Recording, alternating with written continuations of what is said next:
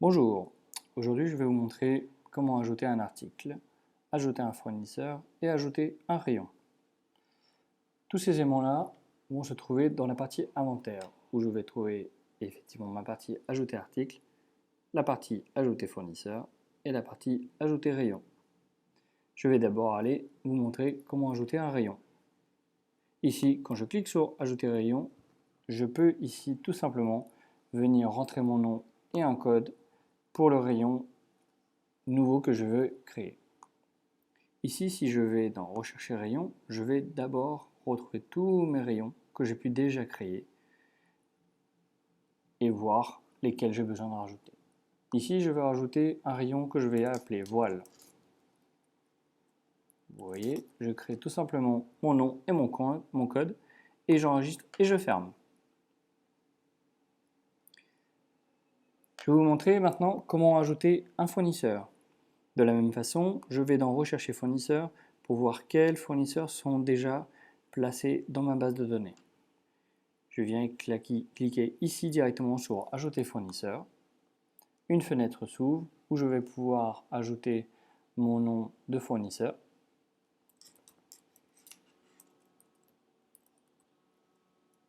Le code, éventuellement pour le changer. Un téléphone de contact. Un email qui va être l'email du service client préférablement.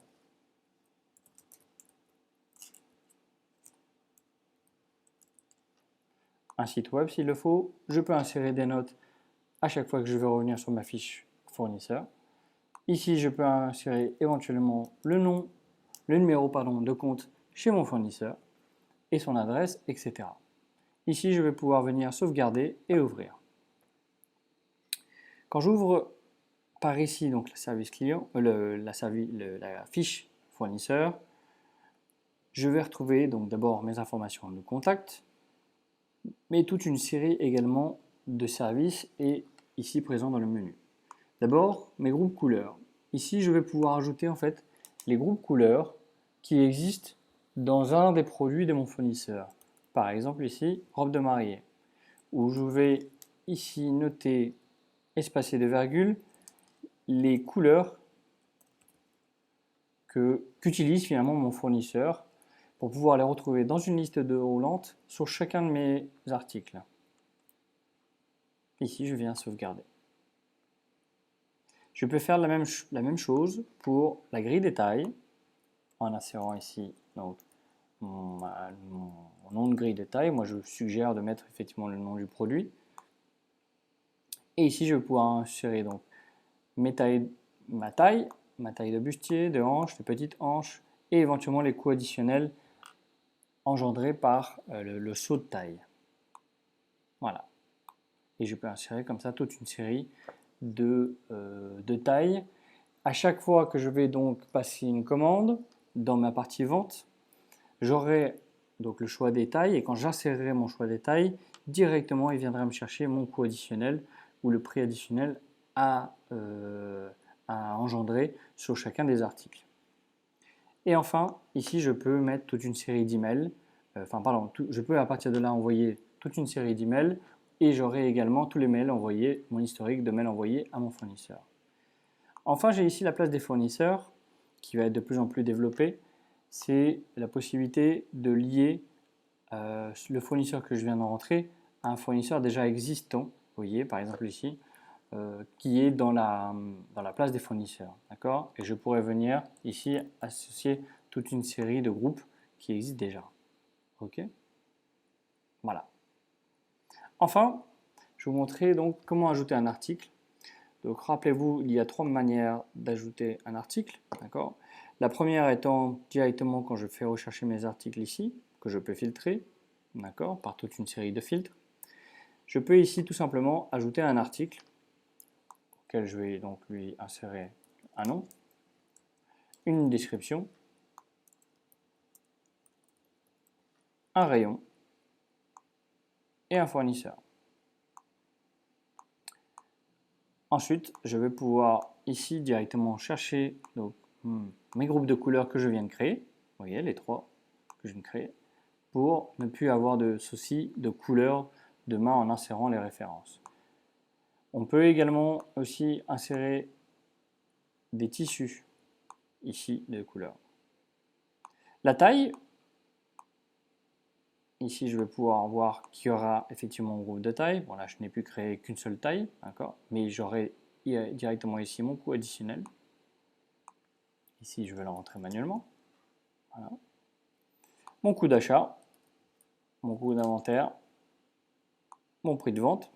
Vous voyez que ici je peux retrouver rapidement un coefficient multiplicateur que je vais utiliser.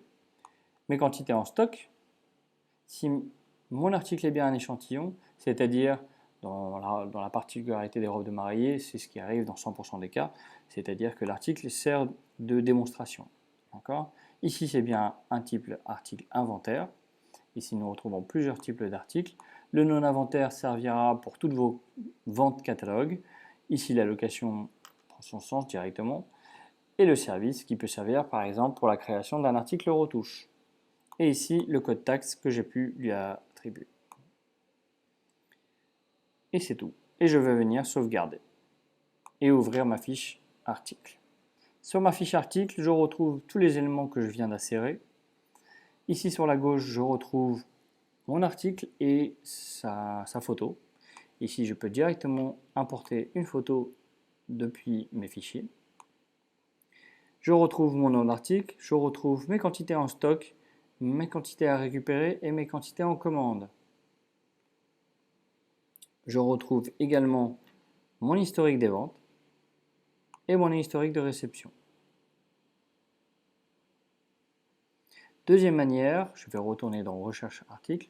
Deuxième manière, vous avez la possibilité d'importer un fichier.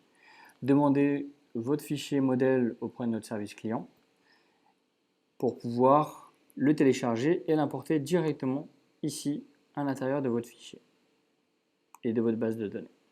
Et je peux intégrer toute une série d'articles très rapidement. La dernière espace est bien entendu la place des fournisseurs qui se trouve directement ici où vous n'avez plus qu'à les associer finalement et aller rechercher les références avec lesquelles vous travaillez pour les intégrer directement dans votre base de données articles. Ici, vous n'aurez plus qu'à choisir pour qu'elle apparaisse ici dans votre liste de téléchargement en attente. Où vous pourrez, parce que le fournisseur l'a entré, entrer les couleurs uniquement qui existent de l'article et la taille choisie.